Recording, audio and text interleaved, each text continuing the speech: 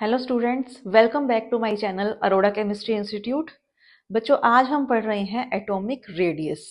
ठीक है, तो न्यूक्लियस और वैलेंस इलेक्ट्रॉन के बीच जो डिस्टेंस होगी उसको हमने नाम दिया एटॉमिक रेडियस। लेकिन एटॉमिक रेडियस कैलकुलेट करना इजी नहीं है। क्यों? सबसे पहली बात कि एटम कभी भी आइसोलेटेड फॉर्म में नहीं मिलता। दूसरी बात कि एटम की बाउंड्रीज फिक्स नहीं है, मींस इनफाइनाइट डिस्टेंस पर भी इलेक्ट्रॉन के पाए जाने की प्रोबेबिलिटी कभी भी जीरो नहीं होती। तो बाउंड्रीज फिक्स नहीं है, तो हम कैलकुलेशन कैसे कर सकते हैं एटॉमिक रेडियस की? तो हम एटॉमिक रेडियस कैलकुलेट करते हैं बॉन्ड लेंथ से। कैसे? कोई दो एटम हैं, इन दोनों के न्यूक्लियस के बीच की जो डिस्टेंस होगी, इंटर न्यूक्लियर डिस्टेंस, इसका जब हाफ करेंगे तो इसको हम बोलेंगे एटॉमिक रेडियस। ठीक है, प्रैक्टिकली एटॉमिक रेडियस हम कैलकुलेट करते हैं स्पेक्ट्रोस्कोपी से या एक्सरे डिफ्रैक्शन से। और एटॉमिक रेडियस कैलकुलेट करते टाइम हम जो मॉलिक्यूल लेते हैं उसको हम बोलते हैं रेफरेंस मॉलिक्यूल या स्टैंडर्ड मॉलिक्यूल। इसके अंदर ये चूज करते टाइम, स्टैंडर्ड मॉलिक्यूल चूज करते टाइम कुछ कंडीशंस हैं। क्या? कि जो मॉलिक्यूल हम लेंगे उसके अंदर दो सेम एटम्स प्रेजेंट होने चाहिए जिसकी एटॉमिक रेडियस हमें कैलकुलेट करनी है। दूसरा, इन एटम्स के बीच सिंगल बॉन्ड प्रेजेंट होना चाहिए, क्योंकि अगर बॉन्ड ऑर्डर चेंज होगा तो बॉन्ड लेंथ भी चेंज हो जाएगी। देखिए, फॉर एग्जांपल हमने लिया carbon carbon single bond, double bond और ट्रिपल बॉन्ड। ठीक है, इनका बॉन्ड ऑर्डर देखिए 1, 2 और 3। तो इनकी बॉन्ड लेंथ कैसे चेंज हो रही है? इसकी बॉन्ड लेंथ होगी 1.54 एंगस्ट्रॉम, इसकी 1.34 एंगस्ट्रॉम और इसकी 1.20 एंगस्ट्रॉम। तो हमने रेफरेंस मॉलिक्यूल जो लेना है उनमें दो सेम एटम प्रेजेंट होने चाहिए और दोनों के बीच सिंगल बॉन्ड प्रेजेंट होना चाहिए। तो चलिए बच्चों, एक क्वेश्चन करते हैं। तो इनमें से आपको बताना है कि कौन सा molecule as a reference molecule use होगा। ठीक है, तो सबसे पहले कार्बन के लिए देखिए, ऑप्शन है आपके पास मेथेन, एथेन, एथीन और एथाइन। ठीक है, देखिए दो सेम एटम प्रेजेंट हैं?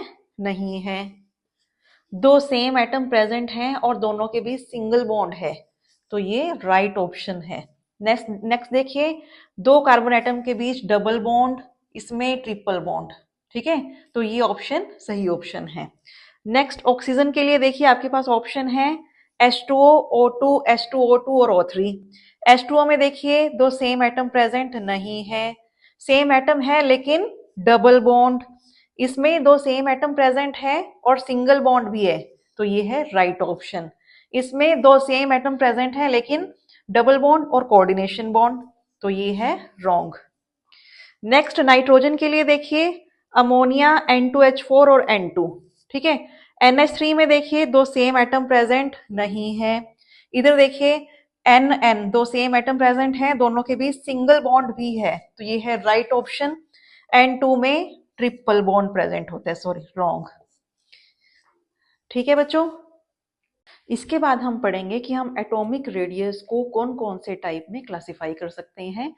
तो बॉन्ड के नेचर के बेस पर हम एटॉमिक रेडियस को इस टाइप से क्लासिफाई कर सकते हैं। सबसे पहले covalent radius RC, second metallic radius RM, third van der Waals radius RV और आयनिक रेडियस RI। ठीक है, तो सबसे पहले हम पढ़ते हैं कोवेलेंट रेडियस। तो नाम से पता लग रहा है उस मॉलिक्यूल के लिए कैलकुलेट करेंगे जिसमें कोवेलेंट बॉन्ड है। ठीक है, तो इसको हम दो टाइप से पढ़ेंगे, एक तो होमो एटॉमिक के लिए और दूसरा हीट्रो एटॉमिक के लिए।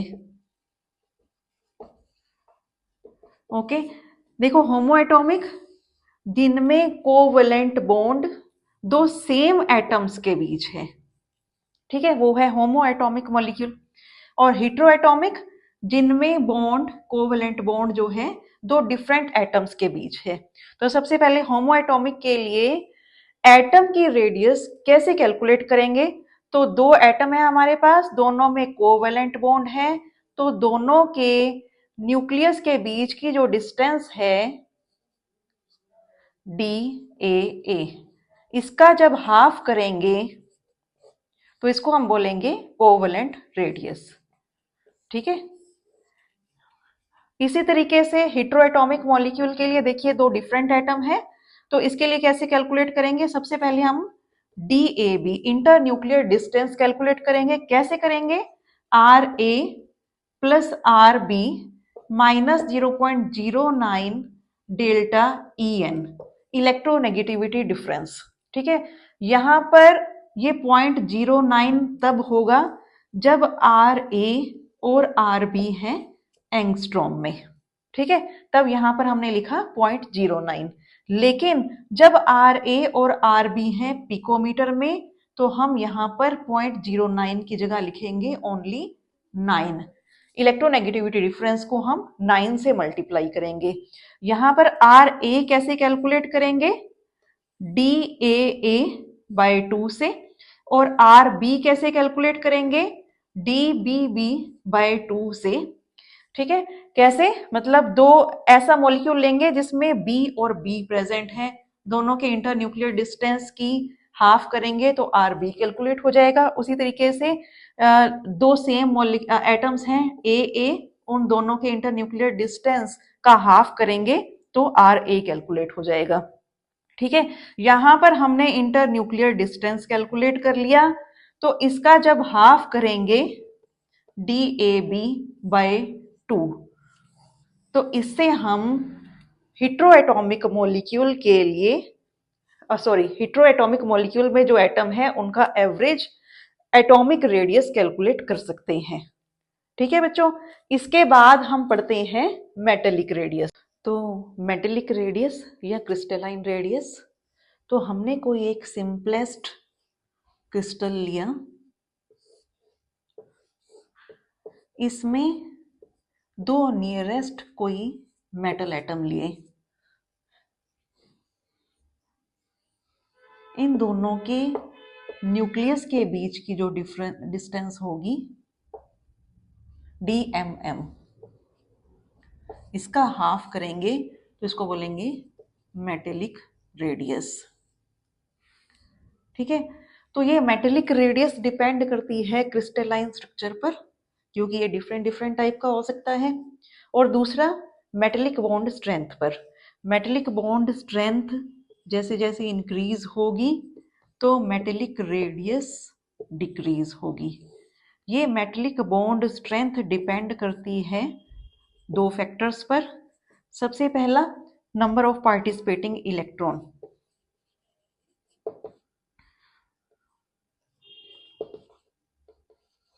Number of participating electron. तो जैसे जैसे number of participating electron increase होंगे वैसे वैसे मेटेलिक बॉन्ड स्ट्रेंथ भी इंक्रीज होगी। For example first A group में नंबर ऑफ पार्टिसिपेटिंग इलेक्ट्रॉन कितने होंगे? 1। सेकेंड ए ग्रुप में नंबर ऑफ पार्टिसिपेटिंग इलेक्ट्रॉन कितने होंगे? 2। इसी तरीके से डी ब्लॉक में कितने होंगे? देखो डी ब्लॉक में है N-1 डी सबशेल और NS, तो इनमें मोर देन 2 इलेक्ट्रॉन्स होंगे, मोर देन 2। तो जैसे जैसे number of participating electron increase होंगे मेटेलिक बॉन्ड स्ट्रेंथ इंक्रीज होगी। Second, number of unpaired electron, तो अनपेयर्ड इलेक्ट्रॉन भी जैसे जैसे इंक्रीज होंगे मेटेलिक बॉन्ड स्ट्रेंथ इंक्रीज होगी, ठीक है। तो ये है मेटेलिक रेडियस। नेक्स्ट हम पढ़ेंगे वांडरवाल रेडियस। तो बच्चों मान लो कोई दो एटम्स हैं जिनमें डायरेक्टली कोई बॉन्ड नहीं है, तो हम ये मानेंगे कोई बॉन्ड नहीं है तो van der Waal force of attraction present है, ठीक है। ये जनरली हम मानते हैं जीरो ग्रुप एलिमेंट्स के लिए, क्योंकि इनमें डायरेक्टली कोई बॉन्ड नहीं होता तो हम मानते हैं कि इनमें वांडरवाल फोर्स ऑफ अट्रैक्शन है, ठीक है, मान लो कोई दो एटम्स हैं, इनमें कोई बॉन्ड नहीं है, तो क्या है, वैन डर वाल फोर्स ऑफ अट्रैक्शन। तो इन दोनों के न्यूक्लियस के बीच की जो डिस्टेंस होगी उसका हाफ जब करेंगे तो उसको बोलेंगे वैन डर वाल रेडियस। फॉर एग्जाम्पल, अब हमारे पास है हीलियम हीलियम, हीलियम और हीलियम, ठीक है। तो इन दोनों के न्यूक्लियस के बीच की जो डिस्टेंस होगी उसका जब हाफ करेंगे तो उसको हम बोलेंगे वैन डर वाल रेडियस। ठीक है बच्चों, इसके बाद हम पढ़ेंगे आयनिक रेडियस। आयनिक रेडियस, तो बच्चों जो आयंस के बीच बॉन्ड बनेगा वो आयनिक बॉन्ड। तो इसमें आपको पता है आयनिक बॉन्ड बनेगा एक पॉजिटिव आयन और एक नेगेटिव आयन में। पॉजिटिव आयन जो है वो एटम से थोड़ा छोटा होगा और नेगेटिव आयन जो है वो एटम से थोड़ा बड़ा होगा। तो इन दोनों के बीच इंटर न्यूक्लियर डिस्टेंस का जो हाफ करेंगे उसको बोलेंगे आयनिक रेडियस। ठीक है, तो बच्चों हमारे पास तीन टाइप के एलिमेंट्स हैं। एक तो हमने पढ़े आइडियल गैसेस, एक हमने पढ़ी नॉन मेटल्स और हमने पढ़ी मेटल्स। देखो बच्चों, ये तो मैंने आपको बताया कोई बॉन्ड प्रेजेंट नहीं है तो वैन डर वाल फोर्स ऑफ अट्रैक्शन है। तो वैन डर वाल रेडियस तो हम सभी टाइप के मेटल्स के लिए कैलकुलेट कर सकते हैं। ठीक है, वैन डर वाल रेडियस सबके लिए कैलकुलेट करेंगे। और नॉन मेटल्स के लिए इसके अलावा हम जो मेजरली कैलकुलेट करते हैं वो क्या है, कोवेलेंट रेडियस। मेटल्स के लिए हम कैलकुलेट करते हैं मेटेलिक रेडियस। इसके अलावा आपको पता है कुछ मॉलिक्यूल्स में कुछ कोवेलेंट कैरेक्टर भी आ जाते हैं, तो उसके लिए हम कोवेलेंट बॉन्ड कोवेलेंट रेडियस भी कैलकुलेट कर सकते हैं। ठीक है, और किसी पर्टिकुलर एटम की बात करें, फॉर ए पर्टिकुलर एटम सबसे बड़ी होगी वैन डर वाल रेडियस, उससे छोटी मेटेलिक रेडियस और कोवेलेंट रेडियस सबसे छोटी। ठीक है, ये ऑर्डर ध्यान में रखना है।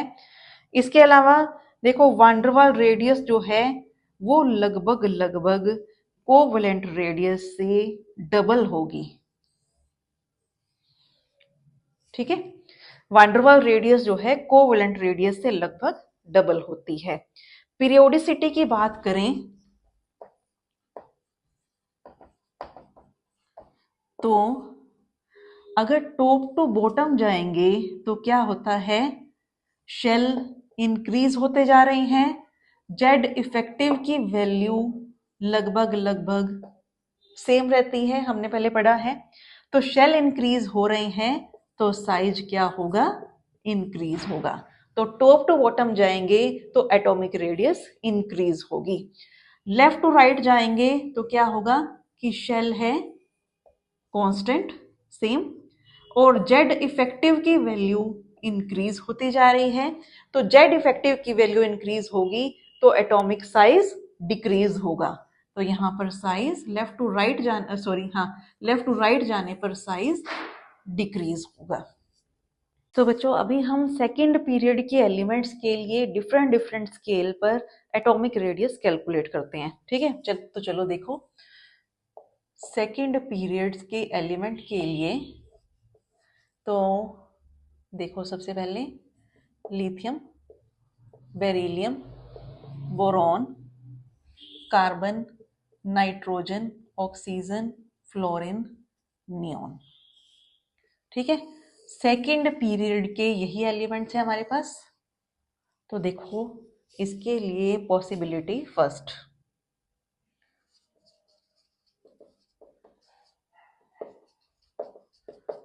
ठीक है, मान लो नियॉन के लिए तो हम कैलकुलेट कर रहे हैं वैन डर वाल रेडियस और इन सब के लिए कैलकुलेट कर रहे हैं हम कोवेलेंट रेडियस और ये फर्स्ट सेकंड एलिमेंट के लिए कैलकुलेट कर रहे हैं मेटेलिक रेडियस। ठीक है, तो एटॉमिक रेडियस का क्या ऑर्डर होगा, मैंने आपको क्या बताया कि सबसे बड़ी होगी वैन डर वाल रेडियस। तो सबसे पहले नियॉन और उसके बाद होगी मेटेलिक रेडियस। तो सबसे पहले क्योंकि लेफ्ट टू राइट जाएंगे साइज स्मॉल होंगे तो फिर लिथियम, फिर बेरिलियम। फिर कोवलेंट रेडियस, तो लेफ्ट टू राइट जाएंगे, साइज स्मॉल होंगे। तो सबसे पहले बोरॉन, फिर कार्बन, फिर नाइट्रोजन, फिर ऑक्सीजन और फिर फ्लोरीन। ठीक है, चलिए सेकेंड पॉसिबिलिटी देखो। पॉसिबिलिटी सेकेंड, मान लो नियॉन के लिए तो हम कैलकुलेट कर रहे हैं वैन डर वाल्स रेडियस, और बाकी सब के लिए कैलकुलेट कर रहे हैं कोवलेंट रेडियस। ठीक है, तो सेकेंड रेडियस, सेकेंड ऑर्डर हमारे पास क्या आएगा? सबसे पहले वैन डर वाल्स रेडियस, तो नियॉन सबसे बड़ा। उसके बाद हमने पढ़ा कि लेफ्ट टू राइट जाएंगे तो साइज स्मॉल होंगे, तो यहाँ पर साइज स्मॉल होते जाएंगे। तो सबसे बड़ा लिथियम, फिर बेरिलियम, फिर बोरॉन, फिर कार्बन, फिर नाइट्रोजन, फिर ऑक्सीजन, फिर फ्लोरीन। ठीक है, थर्ड पॉसिबिलिटी देखो। मान लो हम सबके लिए कैलकुलेट कर रहे हैं वैन डर वाल्स रेडियस, तो हमें पता है कि लेफ्ट टू राइट जाएंगे तो साइज स्मॉल होते जाएंगे। तो सबसे बड़ा इसमें कौन सा होगा? लिथियम, फिर बेरिलियम, फिर बोरॉन, फिर कार्बन, फिर नाइट्रोजन, फिर ऑक्सीजन, फ्लोरीन और सबसे छोटा नियॉन। ठीक है, अच्छा अब यही ऑर्डर अगर हम थर्ड पीरियड के एलिमेंट के लिए देखें, थर्ड पीरियड में कौन है? Sodium, magnesium, aluminium, silicon, phosphorus, sulphur, chlorine और आर्गन। हो गए सारे 11, 12, 13, 14, 15, 16, 17, 18। ठीक है, तो इन दोनों के लिए हम कैलकुलेट कर रहे हैं मेटेलिक रेडियस, और फिर इन सब के लिए कोवलेंट रेडियस, और आर्गन के लिए वैन डर वाल्स रेडियस। तो क्या ऑर्डर रहेगा?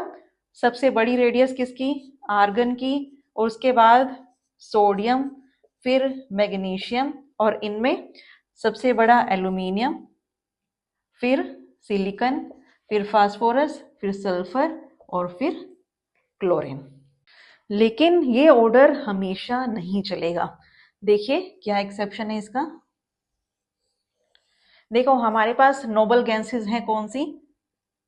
हे नीना, आरती करो, जिंदगी रहेगी। ठीक है, और फर्स्ट ग्रुप एलिमेंट हमारे पास है लीना की रब से फरियाद। ठीक है, तो इनके लिए हम कैलकुलेट कर रहे हैं वैन डर वाल्स रेडियस, और इनके लिए हम कैलकुलेट कर रहे हैं मेटेलिक रेडियस। तो हमने क्या पढ़ रखा है कि van der Waals radius is greater than metallic radius. ठीक है, लेकिन ये नियम अप्लाई होगा 3 एलिमेंट्स तक। ठीक है, हीलियम की van der Waals radius hydrogen की मेटेलिक रेडियस से ज्यादा है, नियॉन की van der Waals radius lithium की मेटेलिक रेडियस से ज्यादा है, इसी तरह आर्गन की रेडियस सोडियम से ज्यादा। लेकिन इसके बाद वाले एलिमेंट्स के लिए देखिए, पोटेशियम की मेटेलिक रेडियस क्रिप्टॉन से ज्यादा, इसी तरीके से रुबिडियम की जिनॉन से ज्यादा, और सीजियम की रेडॉन की वैन डर वाल्स रेडियस से ज्यादा होती है। चलिए नेक्स्ट हम देखते हैं डी ब्लॉक एलिमेंट्स के साइज के बारे में। देखो यहाँ पर मैंने पूरी 3D सीरीज लिखी है स्कैंडियम से लेकर जिंक तक, और यहाँ पर मैंने इनका इलेक्ट्रॉनिक कॉन्फ़िगरेशन लिखा है। इनका ये साइज देखिए, एटॉमिक रेडियाई देखिए, 164 pm पिकोमीटर। यहाँ स्कैंडियम से लेकर क्रोमियम तक लगातार डिक्रीज हो रही है, फिर इंक्रीज हुई, फिर वापस डिक्रीज, लगभग सेम साइज, फिर वापस इंक्रीज, है ना। इसको हम अभी एक्सप्लेन करेंगे कैसे। और यहाँ पर अभी हमने लिखे हैं इनमें number of unpaired electron.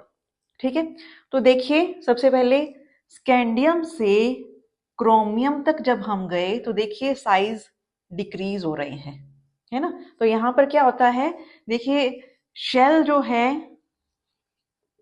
Constant है, सेम है, और लेफ्ट टू राइट जा रहे हैं तो जेड इफेक्टिव की वैल्यू इंक्रीज हो रही है, एटॉमिक नंबर इंक्रीज हो रहा है, जेड इफेक्टिव की वैल्यू इंक्रीज हो रही है। जेड इफेक्टिव इंक्रीज होगा तो साइज क्या होगा? डिक्रीज। ठीक है, दूसरा फैक्टर देखिए, यहां पर number of unpaired electron increase हो रहे हैं। Number of unpaired electron increase होंगे तो metallic bond strength also increases, और मेटेलिक बॉन्ड स्ट्रेंथ इंक्रीज होगी तो साइज डिक्रीज होगा। ठीक है, तो दोनों ही फैक्टर साइज डिक्रीज कर रहे हैं। तो स्कैंडियम से क्रोमियम तक जब जाएंगे तो साइज क्या होंगे, डिक्रीज होंगे। अब मैग्नीज में क्या है, साइज अनएक्सपेक्टेडली इंक्रीज हो रहा है। क्यों? क्योंकि यहां पर इसका stable half filled electronic configuration है, तो ये मेटेलिक बॉन्ड में पार्टिसिपेट नहीं करना चाहता, इफेक्टिवली पार्टिसिपेट नहीं करता, तो इसलिए इसका साइज इंक्रीज हो जाता है। यहां पर साइज इंक्रीज हुआ। इसके बाद आगे चलते हैं, आयरन से निकेल तक। देखिए क्या होता है कि लेफ्ट टू राइट जाएंगे, यहां पर शेल तो है सेम कांस्टेंट, और लेकिन जेड इफेक्टिव इंक्रीज हो रहा है। जेड इफेक्टिव इंक्रीज होगा तो साइज क्या होने चाहिए, डिक्रीज होने चाहिए। ठीक है, लेकिन यहां पर आयरन से निकेल तक जब जाएंगे तो सेकेंड फैक्टर देखिए कि number of unpaired electron decrease हो रहे हैं। Number of unpaired electron decrease हो रहे हैं means metallic bond strength decrease हो रही है। मेटेलिक बॉन्ड स्ट्रेंथ डिक्रीज होगी तो साइज इंक्रीज होने चाहिए। ठीक है, तो देखिए दोनों फैक्टर एक दूसरे के ऑपोजिट हैं, तो ये एक दूसरे को बैलेंस कर लेते हैं। बैलेंस कर लेंगे तो साइज लगभग देखिए इनके सेम रहते हैं। ठीक है, इसके बाद आगे चलते हैं। देखिए क्या होता है, कॉपर से जिंक तक जब गए, सेम शेल सेम है, लेकिन जेड इफेक्टिव की वैल्यू इंक्रीज हो रही है। जेड इफेक्टिव की वैल्यू इंक्रीज हो रही है तो साइज क्या होने चाहिए, डिक्रीज होने चाहिए। लेकिन second factor, number of unpaired electron decrease, तो मेटेलिक बॉन्ड स्ट्रेंथ डिक्रीज होगी। मेटेलिक बॉन्ड स्ट्रेंथ डिक्रीज होगी तो साइज क्या होगा, इंक्रीज होगा। ठीक है, लेकिन यहां पर डोमिनेटिंग फैक्टर होता है मेटेलिक बॉन्ड स्ट्रेंथ, जो कि डिक्रीज हो रही है, इसलिए साइज थोड़े इंक्रीज होते हैं। ठीक है, इसको हम एक ग्राफ के रूप में एक सिंपल वर्ड्स में सीखेंगे। देखिए, स्कैंडियम से क्रोमियम तक साइज डिक्रीज हुए। ठीक है, उसके बाद मैग्नीज का साइज इंक्रीज हुआ, उसके बाद आयरन में साइज वापस डिक्रीज, और आयरन से निकेल तक लगभग सेम साइज, उसके बाद जिंक तक साइज इंक्रीज। लगभग डब्ल्यू की शेप में इसका ग्राफ हमें मिलता है। हमने स्टार्ट किया स्कैंडियम से क्रोमियम, और ये है मैग्नीज, यहां पर आयरन, निकेल और ये जिंक। ठीक है बच्चों, एक चीज हमें और ध्यान में रखनी है। देखिए, हम गए 3D सीरीज से 4D सीरीज में, 4D सीरीज से 5D सीरीज में। ठीक है, 3D सीरीज कहां पर आती है, 4th पीरियड में। 4D सीरीज कहां पर आती है, 5th पीरियड में। और 5D सीरीज कहां पर आती है, 6th पीरियड में। ठीक है, 3D सीरीज कहां से स्टार्ट हो रही है, स्कैंडियम, स्कूटर, यामा, लाओ। ठीक है, नेक्स्ट एलिमेंट इनके तिजोरी, हाफ। ठीक है, और इस तरीके से पूरी सीरीज चलेगी, जिंक, जंकद होगी। ठीक है, तो हमको क्या देखना है कि स्कैंडियम से इटर्बियम तक गए तो क्या होता है, क्योंकि शेल इंक्रीज हो रहा है, शेल इंक्रीज होते हैं तो साइज इंक्रीज होने चाहिए, होते हैं साइज इंक्रीज। इसी तरीके से इटर्बियम से लैंथेनम में जब गए तब भी शेल इंक्रीज हो रहे हैं और साइज इंक्रीज होने चाहिए, तो साइज इंक्रीज हो रहे हैं। इसी तरीके से टाइटेनियम से जिरकोनियम में जब गए, शेल इंक्रीज हो रहे हैं तो साइज इंक्रीज होने चाहिए, तो यहां पर साइज इंक्रीज होते हैं। लेकिन जिरकोनियम से हैफनियम में जब गए तब शेल इंक्रीज हो रहे हैं तो साइज इंक्रीज होने चाहिए, लेकिन जिरकोनियम और हैफनियम का साइज लगभग लगभग सेम रहता है। इसी तरीके से जिंक से कैडमियम में जब जाएंगे तब शेल इंक्रीज हो रहे हैं, साइज इंक्रीज होने चाहिए, तो ये साइज इंक्रीज होते हैं। लेकिन कैडमियम से मरकरी में जब जाएंगे तब शेल इंक्रीज होते हैं, साइज भी इंक्रीज होने चाहिए, लेकिन कैडमियम और मरकरी का साइज भी लगभग लगभग सेम रहता है। क्यों?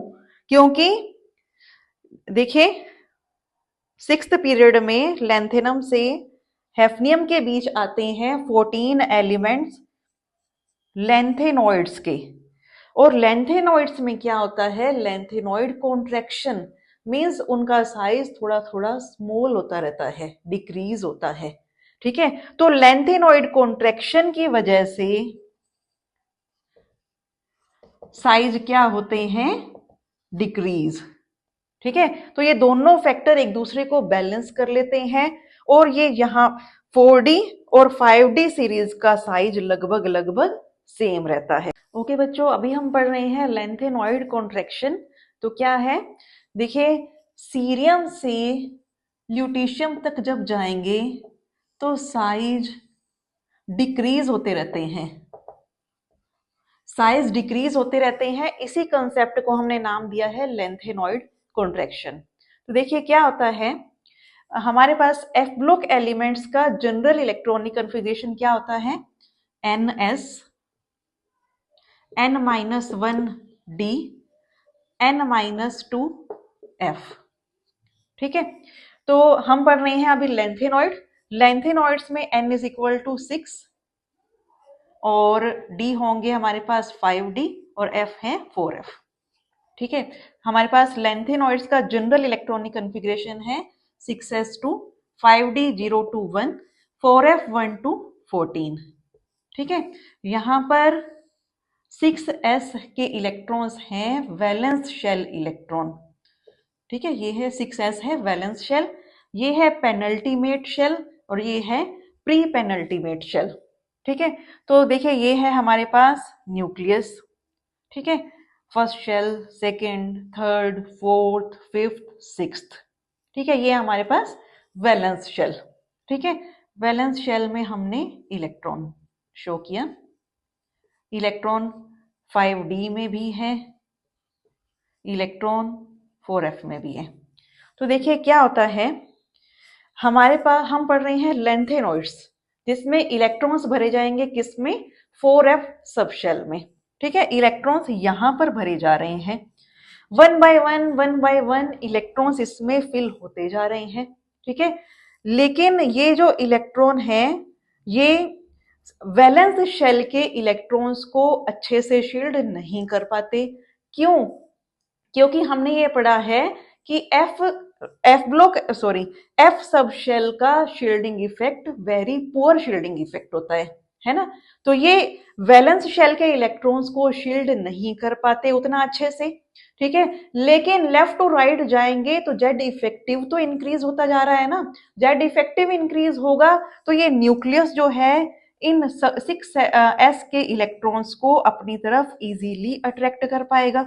ठीक है, इजीली अट्रैक्ट कर पाएगा तो साइज क्या हो जाएंगे, स्मॉल। ठीक है, साइज डिक्रीज होते रहते हैं लेफ्ट टू राइट जाएंगे, तो इसी को हमने नाम दिया है लैंथेनॉइड कॉन्ट्रैक्शन।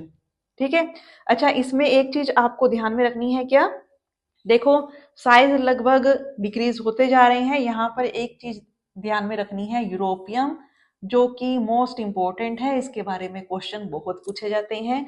यहां पर देखिए साइज इसका इंक्रीज हो गया है, क्यों इंक्रीज हुआ, क्योंकि यूरोपियम का इलेक्ट्रॉनिक कन्फिग्रेशन है xenon 54 6s2 4f7 stable half field electronic configuration.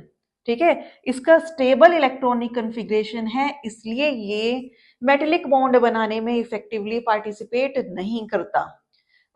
नहीं करता मींस मेटेलिक बॉन्ड स्ट्रेंथ इसकी क्या है, डिक्रीज है, कम है। मेटेलिक बॉन्ड स्ट्रेंथ कम है, इसलिए इसके साइज इंक्रीज हुए। ठीक है, मोस्ट इंपॉर्टेंट ये चीज ध्यान में रखनी है आपको। लेकिन अगर पूरी सीरीज के +3 आयंस के साइज की मैं बात करूं, +3 आयंस की बात करें, तो लेफ्ट टू राइट जब जाएंगे तो साइज रेगुलरली डिक्रीज होते हैं। ठीक है, ये चीज ध्यान में रखनी है आपको। अभी एक कंसेप्ट हम और पढ़ेंगे, एक्टिनॉइड कॉन्ट्रैक्शन। एक्टिनॉइड कॉन्ट्रैक्शन तो ये क्या है, मोर डोमिनेटिंग कॉन्ट्रैक्शन है। मोर डोमिनेटिंग कॉन्ट्रैक्शन है, क्यों? क्योंकि इसमें इलेक्ट्रॉन आ रहे हैं 5f सबशेल में। उसमें इलेक्ट्रॉन किस में आ रहे थे, 4f में। इसमें इलेक्ट्रॉन किस में आ रही है, 5f सबशेल में, जो कि मोर डिफ्यूज शेप में होता है। ठीक है, और इसमें क्या है, इसकी वजह से क्या होता है, थोरियम से लोरेंशियम तक जब हम जाएंगे तो साइज रेगुलरली डिक्रीज होते रहते हैं। और एक्टिनॉइड कॉन्ट्रैक्शन की वजह से 5d और 6d सीरीज का साइज लगभग के एलिमेंट्स का साइज लगभग सेम हो जाता है। ठीक है, देखो हम क्या पढ़ते हैं, 3d 4d 5d और 6d एलिमेंट्स, है ना। तो 3d से 4d में जब जाएंगे तो साइज इंक्रीज होते हैं, लेकिन 4d से 5d में जब जाएंगे तो साइज लगभग सेम रहते हैं। क्यों? लेंथेनॉइड कॉन्ट्रैक्शन की वजह से, ध्यान में रखना। इसी तरीके से 5d से 6d में जब जाएंगे तब भी साइज लगभग सेम रहते हैं। क्यों रहते हैं? एक्टिनॉइड कॉन्ट्रैक्शन की वजह से। ठीक है, ये हम किसकी बात कर रहे हैं, 4 to 12th ग्रुप की। ठीक है, 4 to 12th ग्रुप की बात कर रहे हैं। 3d से 4d में जाएंगे तो साइज इंक्रीज होंगे, 4d से 5d में जाएंगे तो साइज लगभग सेम रहते हैं लेंथेनॉइड कॉन्ट्रैक्शन की वजह से, और 5d से 6d में जाएंगे तब भी साइज लगभग सेम रहते हैं। किसकी वजह से? एक्टिनॉइड कॉन्ट्रैक्शन की वजह से। ओके बच्चों, नेक्स्ट हम पढ़ रहे हैं एस ब्लॉक एलिमेंट्स के साइज के बारे में।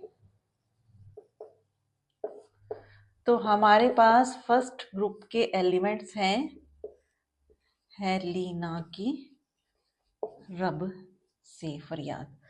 सेकंड ए ग्रुप में एलिमेंट्स हैं बेटा मांगे कार स्कूटर बाप राजी। ठीक है, तो देखो इनका साइज कैसे बढ़ता है। हम पहले बनाएंगे m, यहां से बनाया m। ठीक है, इसके बाद बनाइए यहां से n,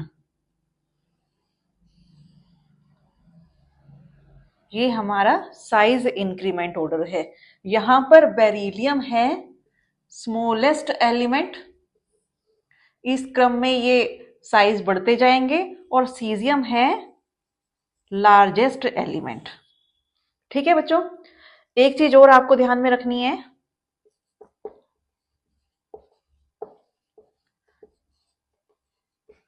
देखो मान लो लिथियम से सोडियम में जाते टाइम x इंक्रीमेंट हुआ साइज में, पोटेशियम से रुबीडियम में जाते टाइम y इंक्रीमेंट हुआ, और सीजियम से फ्रांशियम में जाते टाइम z इंक्रीमेंट हुआ। ठीक है, तो कब साइज ज्यादा इंक्रीज हो रहा है? ठीक है, तो x is greater then y is greater then z, मतलब लिथियम से सोडियम में जाते टाइम साइज ज्यादा इंक्रीज हुए। इसके बाद बच्चों हम पढ़ेंगे पी ब्लॉक एलिमेंट्स के बारे में। तो सबसे पहले बात करते हैं 13 ग्रुप की। ठीक है, कौन कौन से एलिमेंट है इसमें? बैंगन, आलू, गाजर, इन थैला। ठीक है, यही पढ़ते हैं। तो बोरॉन से एल्यूमिनियम तक जब जाएंगे तो क्योंकि शेल इंक्रीज हो रहे हैं, शेल इंक्रीज होंगे तो साइज भी इंक्रीज। ठीक है, तो बोरॉन से एल्यूमिनियम तक जाने में साइज इंक्रीज, एल्यूमिनियम से गैलियम तक जब जाएंगे तो शेल इंक्रीज हो रहा है, तो साइज भी इंक्रीज होना चाहिए, लेकिन यहां पर साइज डिक्रीज हो रहा है। क्यों? क्योंकि गैलियम से पहले 10 एलिमेंट्स ट्रांजिशन एलिमेंट्स के आ चुके हैं। ठीक है। तो डी ब्लॉक एलिमेंट्स का डी सब शेल का shielding effect poor shielding effect माना जाता है। ठीक है, तो ये वैलेंस शेल के इलेक्ट्रॉन को अच्छे से शील्ड नहीं कर पाएंगे। जैसे 10 इलेक्ट्रॉन इंक्रीज हुए वैसे 10 प्रोटॉन भी तो इंक्रीज हुए ना, क्योंकि प्रोटॉन इंक्रीज हुए इसलिए इफेक्टिव न्यूक्लियर चार्ज इंक्रीज हुआ। न्यूक्लियर चार्ज इंक्रीज हुआ तो वो वैलेंस शेल के इलेक्ट्रॉन्स को अपनी तरफ इफेक्टिवली अट्रैक्ट कर पाएंगे, जिससे क्या होगा, साइज डिक्रीज हो जाएंगे। इसलिए एल्यूमिनियम से गैलियम तक जाते हुए साइज डिक्रीज हो जाते हैं। अब गैलियम से इंडियम तक जब जाएंगे तो क्योंकि शेल इंक्रीज हो रहे हैं तो साइज भी इंक्रीज होते हैं। इंडियम से टेल्यूरियम तक जब जाएंगे तो क्योंकि शेल इंक्रीज हो रहे हैं तो साइज इंक्रीज हो रहे हैं, लेकिन ये इंक्रीमेंट बहुत स्मॉल इंक्रीमेंट होता है, बहुत कम इंक्रीमेंट होता है। क्यों? क्योंकि टेल्यूरियम से पहले यहां पर 14 एलिमेंट्स लेंथेनॉइड के आ चुके हैं, और लेंथेनॉइड्स में क्या होता है, लेंथेनॉइड कॉन्ट्रैक्शन। तो इस लेंथेनॉइड कॉन्ट्रैक्शन की वजह से साइज क्या हो जाते हैं, डिक्रीज। ठीक है, लेकिन क्योंकि शेल इंक्रीज हो रहे हैं तो साइज इंक्रीज होने चाहिए, तो ये दोनों फैक्टर एक दूसरे को बैलेंस कर देते हैं। तो साइज इंक्रीज होता है लेकिन बहुत कम। इसका साइज लगभग 167 पिकोमीटर है तो इसका 170 पिकोमीटर है। ठीक है, इसके अलावा देखो ये बात की हमने 13 ग्रुप की। 14 से 18 ग्रुप में जाएंगे तो हमें कोई एक्सेप्शन देखने को नहीं मिलता। टॉप टू बॉटम आएंगे तो साइज रेगुलरली इंक्रीज होते जाएंगे। ठीक है, एक चीज हमें और ध्यान में रखनी है, देखो यहां पर हमने पढ़ा कि एल्यूमिनियम से गैलियम तक जब गए तो साइज क्या हुए, डिक्रीज हुए। यहां पर साइज डिक्रीज हुए। ठीक है, इसके बाद वाले एलिमेंट्स के बारे में देखते हैं कुछ। Silicon, germanium, phosphorus, arsenic, sulphur, selenium, chlorine और ब्रोमीन। ठीक है, अब सिलिकॉन से जर्मेनियम में जब गए तो मान लो साइज में इंक्रीमेंट हुआ W से। फास्फोरस से आर्सेनिक में गए तो मान लो साइज इंक्रीमेंट हुआ X। सल्फर से सेलेनियम में Y और क्लोरीन से ब्रोमीन में Z। ठीक है, यहां पर साइज इंक्रीमेंट किस ऑर्डर में हो रहा है वो मैं आपको बता रही हूं। देखिए क्लोरीन से ब्रोमीन में जब जाएंगे तो साइज सबसे ज्यादा इंक्रीज होता है। ठीक है, फिर उससे कम Y, उससे कम X और उससे कम W। ऐसा क्यों होता है? क्योंकि लेफ्ट टू राइट जब हम जाते हैं तो ये ट्रांजिशन कॉन्ट्रैक्शन का जो यहां पर मैंने आपको कंसेप्ट बताया, इसका इफेक्ट कम होता जाएगा। ट्रांजिशन कॉन्ट्रैक्शन का इफेक्ट कम होता जाएगा तो साइज इंक्रीज होते रहते हैं। यहां पर क्या होता है कि लेफ्ट टू राइट जा रहे हैं तो p इलेक्ट्रॉन भी तो इंक्रीज हो रहे हैं ना। p इलेक्ट्रॉन इंक्रीज हो रहे हैं तो उनका स्क्रीनिंग इफेक्ट इंक्रीज हो रहा है। स्क्रीनिंग इफेक्ट इंक्रीज हो रहा है तो साइज भी क्या होते हैं, इंक्रीज होते हैं। ठीक है, तो इसका ये साइज इंक्रीमेंट ऑर्डर है। तो चलो बच्चों अभी हम पढ़ते हैं सम अदर स्पेशल पॉइंट्स।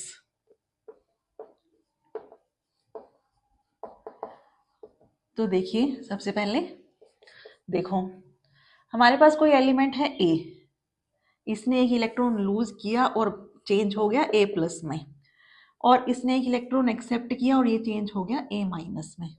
ठीक है, यहां पर क्या है, इलेक्ट्रॉन बढ़ गया। इलेक्ट्रॉन बढ़ने से क्या होगा, सिग्मा की वैल्यू भी बढ़ेगी। सिग्मा की वैल्यू बढ़ने से क्या होगा, साइज बढ़ा।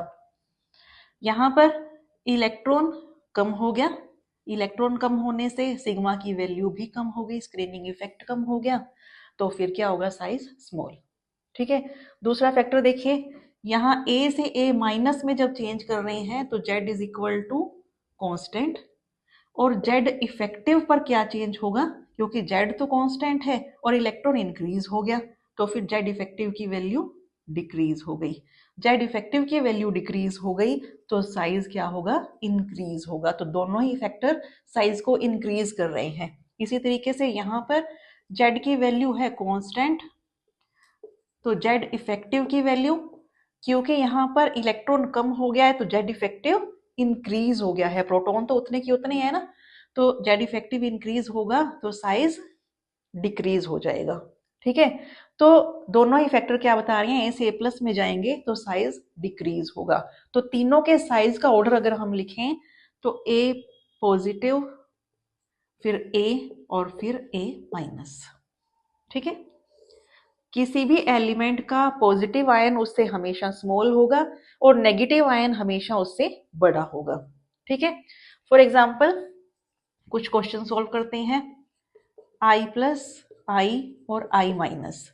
ठीक है, इनके साइज का ऑर्डर अब हम बड़ी इजीली बता सकते हैं, i plus is less than i minus.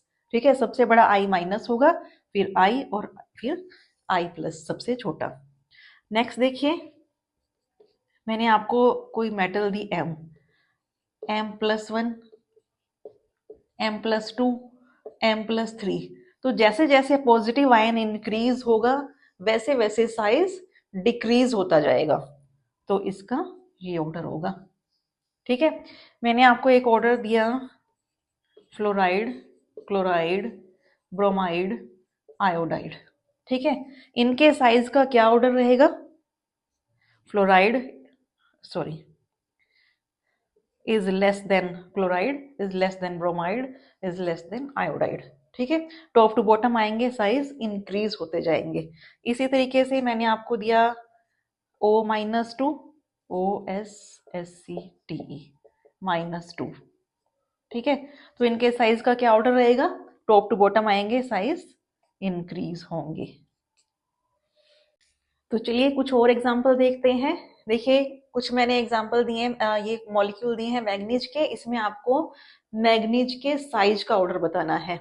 तो कैसे बताएंगे, सबसे पहले यहाँ पर मैग्नीज की ऑक्सीडेशन स्टेट निकालते हैं। देखो 1 plus X minus 8 is equal to 0, X is equal to 8 minus 1 7, manganese है +7 ऑक्सीडेशन स्टेट में। यहाँ पर 2 plus X minus 8 is equal to 0, X is equal to 8 minus 2 6, तो यहाँ पर है +6 स्टेट में। यहाँ पर x minus 4 is equal to 0, X is equal to +4, यहाँ पर है +4 ऑक्सीडेशन स्टेट में। यहाँ पर x minus 2 is equal to 0, X is equal to +2, यहाँ पर +2 ऑक्सीडेशन स्टेट में। तो अभी अभी मैंने आपको बताया था जैसे जैसे पॉजिटिव चार्ज इंक्रीज होगा साइज डिक्रीज होगा, तो इसके साइज का क्या ऑर्डर रहेगा, ये। ठीक है, कर सकते हो आप। नेक्स्ट क्वेश्चन देखिए, क्लोरीन का साइज बताना है, तो सबकी ऑक्सीडेशन स्टेट कैलकुलेट करो। x minus 2 is equal to -1, X is equal to -1 plus 2 is equal to +1, +1 oxidation state में है। यहाँ पर x minus 4 is equal to -1, X is equal to -1 plus 4 +3 oxidation state में। यहाँ पर x minus 6 is equal to -1, X is equal to +5 oxidation state में। यहाँ पर x minus 8 is equal to -1, X is equal to +7, यहाँ पर +7 oxidation state में। तो इसके साइज का क्या ऑर्डर रहेगा, +1 is greater then +3, greater than +5, greater than +7। ठीक है, चलिए नेक्स्ट एग्जांपल देखते हैं। यहाँ पर हमको बताना है हाइड्रोजन का साइज। तो यहाँ पर हाइड्रोजन है मेटल के साथ, तो -1 ऑक्सीडेशन स्टेट में, यहाँ पर 0, यहाँ पर +1।